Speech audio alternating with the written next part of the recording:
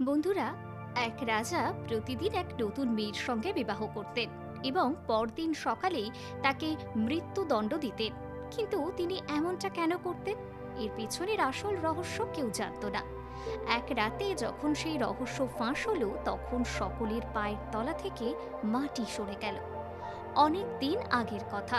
প্রাচীন ভারতে চন্দ্রপুর নামে একটি রাজ্য ছিল, যেখানে এক ভয়ানক, নিষ্ঠুর ও নির্মম রাজা চন্দ্রসেন রাজত্ব করতেন। রাজা প্রতিদিন এক নতুন নারীর সঙ্গে বিবাহ করতেন এবং পরদিনই নববিবাহিতা স্ত্রীকে ফাঁসিতে ঝুলিয়ে দিতেন। রাজার এই কঠোর ও নিষ্ঠুর সিদ্ধান্তে তার সমস্ত প্রজারা অত্যন্ত দুঃখিত ছিল। রাজার মন্ত্রী পারিষদরাও তার এই কর্মে ভীষণ বিরক্ত হতো, কিন্তু তাদের মধ্যে এতটা সাহস ছিল না যে তারা রাজাকে কিছু বলার বা বোঝানোর চেষ্টা করতে পারবে। সমগ্র রাজ্য জুড়ে এক অদ্ভুত রকমের ভয় ও নিস্তব্ধতা ছেয়েছিল। প্রজারা শুধু এটুকুই জানত যে রাজা প্রতিদিন এক মেয়ের সঙ্গে বিয়ে করে আর পরদিন তাকে মৃত্যুদণ্ড দেয়, কিন্তু এর পেছনের আসল কারণ কেউ জানত না। রাজ্যের দক্ষিণ প্রান্তে ঘন জঙ্গলের মধ্যে এক বৃদ্ধ জাদুকর তার কন্যা সুবর্ণলতার সঙ্গে বসবাস করতেন। তিনি রাজার কুকর্ম সম্বন্ধে ভালোভাবে অবগত ছিলেন। সেই কারণেই তিনি সময় থাকতে নগর ছেড়ে জঙ্গলে বসবাস করতে শুরু করেছিলেন। তার কন্যা সুবর্ণলতা ছিল অত্যন্ত সুন্দরী ও বুদ্ধিমতী। তার পিতার কাছে যারা সাহায্যের জন্য আসতো, সুবর্ণলতা তাদের সকলের পাশে দাঁড়াতো। যদি কেউ অসুস্থ থাকতো, সে তার জন্য ওষুধ বানিয়ে সেবা যত্ন করে সারিয়ে তুলত। আর যদি কোনো দুঃখী মানুষ তার কাছে আসতো, সে তার কথা শুনে তাকে সান্ত্বনা দেওয়ার চেষ্টা করত।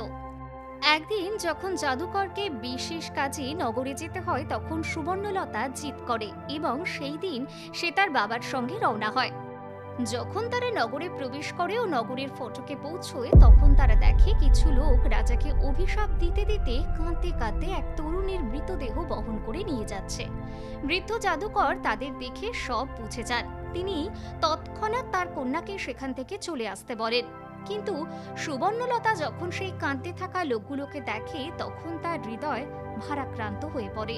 সে বলে, না বাবা, আগে আমাকে জানতে হবে যে এরা এত দুঃখী কেন, আর এরা রাজাকে অভিশাপ দিচ্ছে কেন।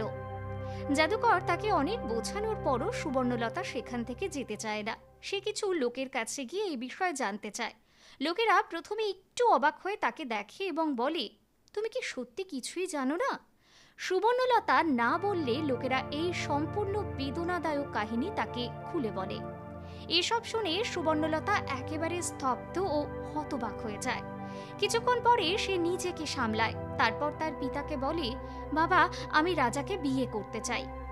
মেয়ের মুখে এমন কথা শুনে জাদুকর স্তব্ধ হয়ে যান।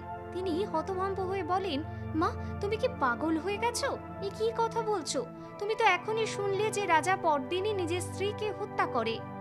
সুবর্ণলতা বলে, বাবা, আমি ভালো করেই জানি আমি কি বলছি। আপনি শুধু আমাকে রাজার সামনে যাওয়ার অনুমতি দিন। যদি আমি নিজের বুদ্ধি আর সত্যের শক্তিতে এক নিষ্ঠুর মানুষকে বদলে দিতে পারি, তাহলে এটাই হবে আমার জীবনের সবচেয়ে বড় সাফল্য। না হলে মৃত্যু তো একদিন সবারই আসবে। কারো মৃত্যু রাজার হাতে নয়, বরং তা উপরওয়ালার ইচ্ছায় ঘটে। অনেক মতপার্থক্যের পর না চাইলেও জাদুকরকে নিজের মেয়ের জেদের কাছে নতি স্বীকার করতে হয়। তিনি ভারাক্রান্ত হৃদয়ে কন্যা সুবর্ণলতাকে রাজপ্রাসাদে যাওয়ার অনুমতি দেন। পিতার অনুমতি পেয়ে সুবর্ণলতা তাকে প্রণাম করে। এক অটুট সংকল্প নিয়ে সে রাজপ্রাসাদের দিকে রওনা হয়। কিন্তু প্রশ্ন রয়ে যায়, কেন রাজা বিয়ের ঠিক পরদিনই নিজের নববধূকে ফাঁসিতে ঝুলিয়ে দেন? আসলে প্রথম দিকে রাজা চন্দ্রসেন এমন নিষ্ঠুর ও হৃদয়হীন ছিলেন না। তিনি একজন প্রজাপালক, সদয় ও ন্যায়পরায়ণ রাজা ছিলেন।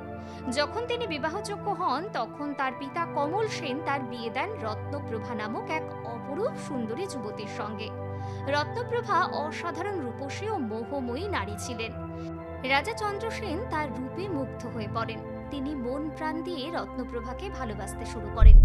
সবকিছু ঠিকঠাক চলছিল, কিন্তু একদিন এমন কিছু ঘটে যাতে রাজার পায়ের তলা থেকে মাটি সরে যায়।